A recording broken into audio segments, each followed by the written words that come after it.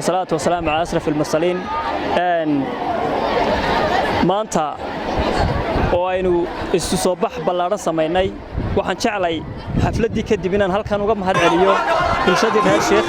ee runtii isku duubnida wanaagsan muujisay kaalinta koobaad gashay sida wanaagsan ee isu soo habeeyeen ee ay moogtay ugu soo diyaar garoobeen qadiyada aynu ku taageerno madax banaanideeda aad iyo aad baan idinku mahad celinaynaa waa mid hore leenoogu aqoonaa waa mid aynu gaar u ahayn waa mid aynu magacyo badan kula baxnay oo xagga dhanka horumarka qodobka labaad waxaan aad u jecelahay inaan halkan fariin uga diro baarlamaanka Soomaaliland anigoo ka codsanaya afkii dhalinyartana ku hadlaya inay Hargeysa ku casuumaan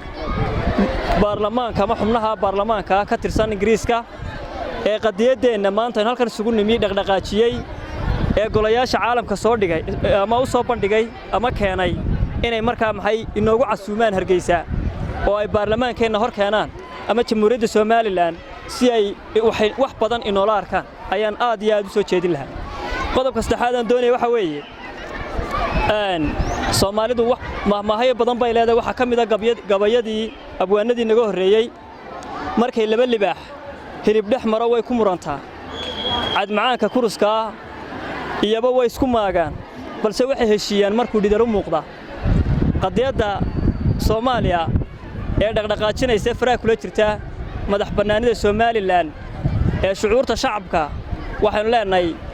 mala hadalladayada yaryar ee biseelka siyaasadeed ee aanu had iyo jeer xusbiyada hirgalay ay doodaha dhex maraad mala u aragtaan inay moogtay waxyaabo markaa isku hayn iyo barnaamijyo kale waa mid aanu dadka dheernay oo biseel siyaasadeeda dhalinyarta Soomaaliland aan ugu horeeyana waxaan ugu baaqayaa odayaashii inaga awooyaasheen iyo abayaasheen waxay u soo halgamay dhiigeeda u daadiyeen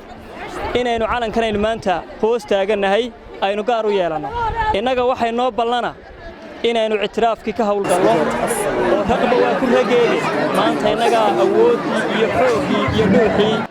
odayaasha dhiigooda u shubay haliyadii u soo halgamay calankan inaga kowka aynu isku midaysano sidii ictiraafkii Soomaaliland aynu ka shaqayn lahayn qof waliba meel uu joogo oo Soomaaliland ka soo jeeda aad iyo aad baan idin salaamay